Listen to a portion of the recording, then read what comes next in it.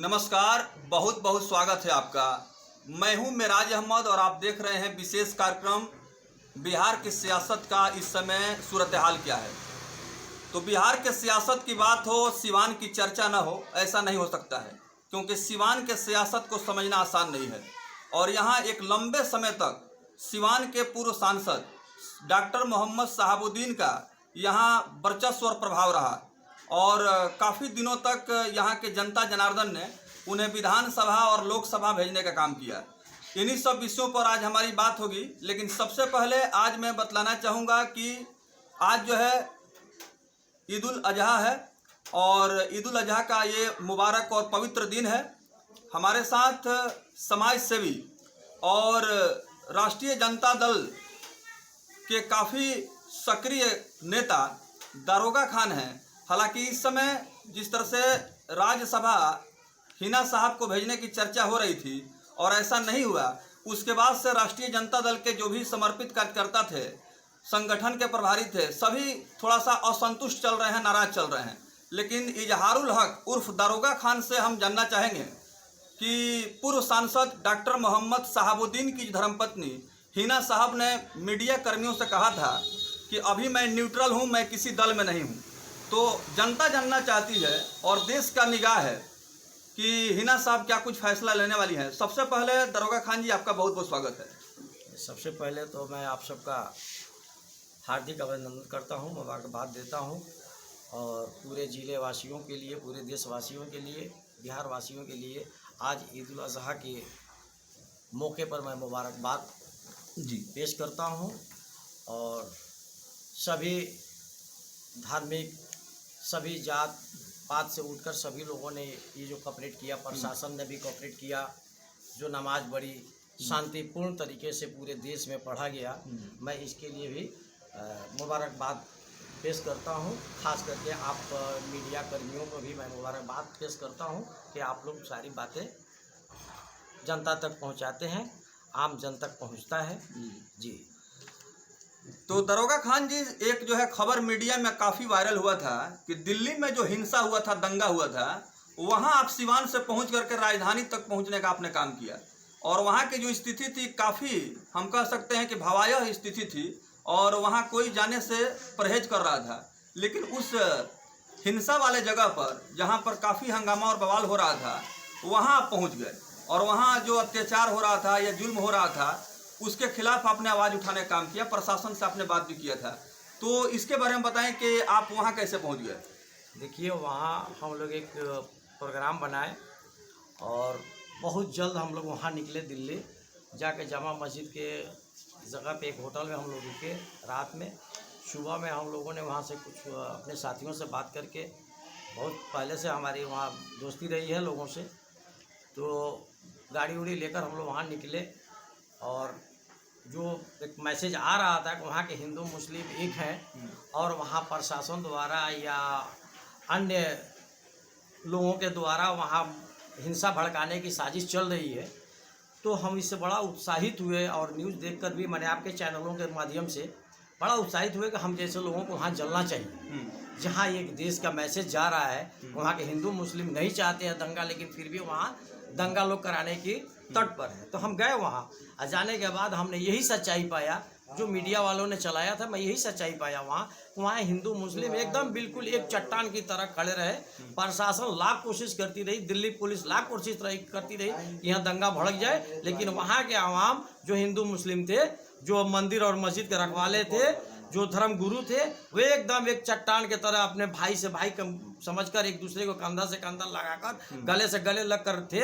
मैंने देखा भी और मैं जाने के बाद वहाँ डीसीपी से भी हमारी हॉट टॉक हुआ, हमने बात भी किया डीसीपी से। और वहाँ मैंने कहा कि आप पानी की व्यवस्था नहीं किए, दूध की व्यवस्था नहीं है, बिस्किट की व्यवस्था नहीं है, खाने पीने की व्यवस्था नहीं है, आप ऐसे कमले के लोगों को मारना चाहते हैं अगर दंगा नहीं हुई तो डीसीपी ने कहा कि नहीं, इस पर हमारी आज मीटिंग हुई है और सारा सब सुविधा दिया जाएगा और छूट देने की काम किया जा रहा है, आज शाम तक हो सकता है कि छूट दे। तो ये सब चीज़ें तो समाज में रहना है, तो हम आपको भी कहेंगे, सबको कहेंगे कि ऐसी बात हो तो आप निकले। ये मुट्ठी भर लोगों से जो आज देश को गुमराह कर रहे हैं। देश में अनाप शनाप जो बातें निकल रही हैं, एक दूसरे के लोग गाली गलौज कर रहा है, वो चाहे मुस्लिम धर्म के लोग हो, चाहे हिंदू धर्म के लोग हो, या किसी धर्म के लोग हो, ये हमारे देश के लिए अच्छे लोग नहीं हैं, चाहे जो भी हो। बिल्कुल। देखिए, तो मैं बतलाना चाहूँगा कि यही दरोगा खान हैं जो समाज में अत्याचार और अन्याय के खिलाफ लड़ाई लड़ने के लिए जाने जाते हैं। जब किसी गरीबों, शोषितों और कमज़ोर लोगों पर अत्याचार होता है तो इन्होंने हमेशा गरीबों, मजदूरों और कमज़ोर तबके के लोगों का सहारा बनने का काम किया है। यही वजह है कि प्रशासन ने इनके ऊपर कई बार जो है कानूनी शिकंजा भी कसा, लेकिन इनके हिम्मत और हौसला में कोई कमी नहीं आई। और बतलाते चलें कि इनके जो पूर्वज हैं दरोगा खान के, वो स्वतंत्रता संग्राम सेनानी रहे हैं, क्योंकि जब अंग्रेज़ों का ज़माना था और जब अंग्रेज अत्याचार करते थे, उस समय इनके पूर्वज लोग अंग्रेज़ों के खिलाफ लड़ाई लड़े। और यही वजह है कि दरोगा खान का जो व्यक्तित्व है और इनका जो विचारधारा है, इसमें गरीब, कमज़ोर और मजबूर लोगों को आवाज़ मिलता है। तो इसीलिए इस तरह के लोग जो है इनको काफ़ी पसंद करते हैं। हम आपसे ये भी जानना चाहेंगे कि अब जो है सिवान के सियासत पर सभी का निगाह टिका हुआ है कि हिना साहब क्या कुछ फैसला लेने वाली हैं, और आप जो है उनके काफ़ी करीबी हैं। कई बैठकों में, कई मीटिंग में हम लोगों ने देखा है कि आप वहाँ शामिल रहते हैं और सुख दुख में भी शामिल रहते हैं, तो आप उनको करीब से, नज़दीक से जानते हैं। क्या फैसला होने वाला है, कुछ बतला सकते हैं? देखिए, हिना साहब के जो दुख दर्द है हम लोग बांट नहीं सकते हैं, और शहाबुद्दीन साहब का जो साथ जो हुआ नाइंसाफ़ी, उस नाइंसाफ़ी के लिए हम लोग इंसाफ के लिए लड़ रहे हैं, और हम लोग कदम से कदम मिलाकर मैडम के साथ चलेंगे, चाहे उसके लिए जान देना पड़े, या पसीना बहाना पड़े, या प्रशासन से जूझना पड़े, या आंधी तूफान आए, इससे हम लोग पीछे हटने वाले नहीं हैं। मैडम जैसे जो फैसला लेंगी, हम पूरे कमले के लोग उनके साथ संकल्पित हैं कि हम उनके साथ हैं। चाहे अब पार्टी की जहाँ तक बात है आरजेडी की, तो आरजेडी न हम लोगों ने छोड़ा है, न हमने किसी पार्टी को अपनाया है। हम लोग अभी न्यूट्रल हैं। मैडम ने बोली है कि हम लोग न्यूट्रल हैं, किसी पार्टी में नहीं है, तो हम लोग अभी किसी पार्टी में नहीं है, किसी दल में नहीं है, किसी दल को हम लोग बुरा भला कहने का हक भी नहीं है। मैडम जिस रास्ते पे चलेंगी वो मुझे लगता है कि सिवान वालों के लिए, बिहार वालों के लिए बड़ी अच्छा रास्ता होगा। और मैं यही चाहूँ बिहार वालों से और सिवान वालों से मैं ये अपील कर रहा हूँ, आग्रह कर रहा हूँ, निवेदन कर रहा हूँ कि आप मैडम का साथ दें और मैडम के साथ रहें। आने वाला वक्त जो होगा बड़ी अच्छी वक्त होने वाली है। बिहार में एक बदलाव होगा, नया कमल की समीकरण होगा, जिसका कमल नेतृत्व बेहतरीन तरीक़ा से हमारी मैडम करेंगी। ओसाबा साहब उसका हीरो होंगे युवाओं का।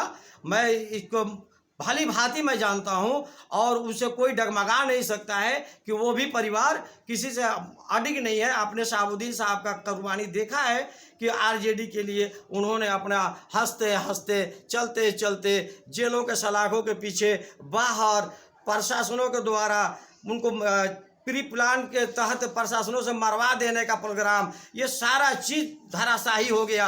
शहाबुद्दीन एक ऐसे ईमानदार व्यक्ति थे कि आते थे, गरीब के साथ खड़े हो जाते थे तो गरीब का भी साथ देते थे, जनता के साथ खड़े थे तो जनता के साथ देते थे। जो विकास का जो दरिया बहा है इस जिला में जो विकास का दरिया बहा है, मुझे नहीं लगता है कि आखिरी वक्त तक कोई उसको उस तरह का कोई विकास करके दिखाए। मैंने कई मरतबा बोला है कि 3 मरतबा लोग सांसद रहे हैं, 3 मरतबा हमारी मैडम हारी हैं, और 3 मरतबा सांसद बनाया गया है उनको किसी तरह से गुमराह करके कि इनको न जिताओ, उनको जिताओ, उनको न जिताओ, उनको जिताओ। एक बात बता दिए, जनता से भी आप सवाल कीजिए, यहाँ के सांसद से भी सवाल कीजिए कि क्या इन्होंने एक ऐसा कोई शिलान्यास किया है जो जनता के बीच में दिखता हो? क्या ऐसा इन्होंने किया है कि 10 टाली माटी कहीं गिराया हो जो जनता के दिखता हो? आपने ये भी देखा कि अच्छे अच्छे कमल के पुलों को सिवान में ध्वस्त करके 2 हिस्से में बांट दिया गया आज जिला को। आप ये भी देख रहे हैं, यहाँ सांसद है, ऐसा तो नहीं है कि सांसद नहीं है, मुख्यमंत्री नहीं है। तो ये तो चीज़ है कि अब जात पात में बांट दीजिए, धर्म में बांट दीजिए। तो हमारी सिवान के तो जनता इससे भाई अलग रही है। मैं सिवान की जनता से अपील करता हूं कि मेरी मैडम जब निकले तो आप उनके साथ हों, उनके कदम से कदम चले। आपके वो दुख में है, सुख में है, हर जगह है, भले वो अपना दुख झेल रही है, वैसा दुख कोई नहीं झेल सकता है जो उन्होंने झेला है। उसके बावजूद आपके बीच आती हैं, हंसती हैं, बोलती हैं, आपके दुख दर्द को सहती हैं, सुनती हैं और उस लायक जो काम होता है आपके लिए वो आगे बढ़ती रहती है। बिल्कुल। चलिए अंतिम सवाल आपसे दरोगा खान जी कि राज्यसभा हिना साहब को न भेजने का जो फैसला रहा, इसी फैसला के बाद इस तरह का बवाल हंगामा हो रहा है। अगर राष्ट्रीय जनता दल के तरफ से अगर हिना साहब को राज्यसभा भेज दिया जाता तो आपको लगता है कि इस तरह का हंगामा या बवाल या उनके जो चाहने वाले समर्थक हैं इस तरह का बवाल या हंगामा नहीं करते? देखिए, राज्यसभा के लिए कोई हंगामा नहीं है, कोई पद के लिए हंगामा नहीं है। हमारी मैडम से हमारी बात हुई है, होती रहती है। ये पद की बात नहीं है, ये इंसाफ की बात है। आपने कभी तो आकर बढ़िया से बैठकर बात नहीं किया, कभी आकर उनका दुख दर्द नहीं पूछा, कभी इस तरह से नहीं आए कि हमारे बीच हमारे जो संस्थापक रहे हैं आरजेडी का, वो हमारे बीच नहीं है शहाबुद्दीन साहब। आकर 2 घंटा आप ऐसे नहीं बैठे। शादी में आना, मरने में आना, ये तो स्वाभाविक चीज़ है कि एक दूसरे से जिसको लगाव है वो जाता है। मैं इसको नहीं मानता कि तेजस्वी और तेज प्रताप यहाँ आ गए तो उनके लिए आ गए, नहीं। वो तो शादी में आए, मरने में आए, दुख में आए। ऐसे को भी आकर उन लोगों ने नहीं बात किया हमारे मैडम से, हमारे ओसामा साहब से कि बाबू मैडम हम लोग आपके साथ हैं, हम लोगों के साथ बड़ा दुख हुआ, हम एक साथ रहें, एक साथ रहेंगे। ऐसा नहीं है कि मैडम को किसी चीज़ की लालच है कि हम राज्यसभा जाएंगे। अगर राज्यसभा जाना हो तो कभी भी चली जा सकती हैं, उसके लिए कोई उनको रोक नहीं सकता है। और ना उनको किसी चीज़ की कमी है कि जिसकी वजह से वो ना जाए, एक बिल्कुल जा सकती हैं। लेकिन पार्टी के प्रति ईमानदारी रहने का नतीजा कि आज तक उनके साथ बैठकर कोई बढ़िया से बात नहीं किया। आप बैठ के मतलब पटना में, दिल्ली में आपका मतलब राजनीति करते हो, आपसे राजनीति होने वाली है। अगर मैडम निकल गई आज पार्टी से तो तेजस्वी जी आपको कोई नहीं ढूंढ पाएगा, आप कहीं नहीं दिखेंगे। याद रख लीजिएगा, मैंने 12 यह बात बोला है कि आप बहुत बड़ा भूल कर रहे हैं। राज्यसभा जाना नहीं जाना, एमएलसी बनना नहीं बनना, ये बात मैडम के लिए बहुत बड़ी चीज़ नहीं है। इसके लिए उन्होंने खफा नहीं है। हमारी इंसाफ की बात है, हमारे साथ इंसाफ नहीं हो रहा है, हमारे पार्टी के लोग हमसे बढ़िया से बात नहीं कर रहे हैं, हमको बलगला रहा है। तो ये और जनता क्या नाम है, उनके चाहने वाले जो हैं, उनके कार्यकर्ता जो हैं हमारे मैडम का, शहाबुद्दीन साहब का, इस बात से नाराज हैं कि लोगों ने ये आप देखा होगा, कोई कह रहा है कि हम जा रहे हैं लालू जी से बात कर रहे हैं, कोई कह रहा है हम जा रहे हैं लालू जी से बात करने, कई मर्तबा लोग गए लालू जी से बात करने। आकर किसी ने ये जनता के बीच, आवाम के बीच या आपके मीडिया के बीच नहीं कहा कि हम लोगों ने इस तरह की बात की है कि मैडम राज्यसभा जाने वाली हैं, उनको भेजा जाए, नहीं भेजा जाए। ये गुमराहियत भी बड़ी लोगों के अंदर एक उबाल मार दिया, जनता के अंदर मोबाल मार दिया। उनके चाहने वालों को नापसंदीदा गुजरा कि ये लोग बता भी नहीं रहे हैं कि आपने लालू जी से बात किया नहीं किया, तेजस्वी से बात किया नहीं किया। हम यहाँ आकर आप बड़े बड़े डींगे हाँकते हैं कि हम लोग जा रहे हैं दिल्ली, हम लोग जा रहे हैं पटना। अब पता चला कि आप गए, आए, किसके लिए बात किए, क्या बात किए।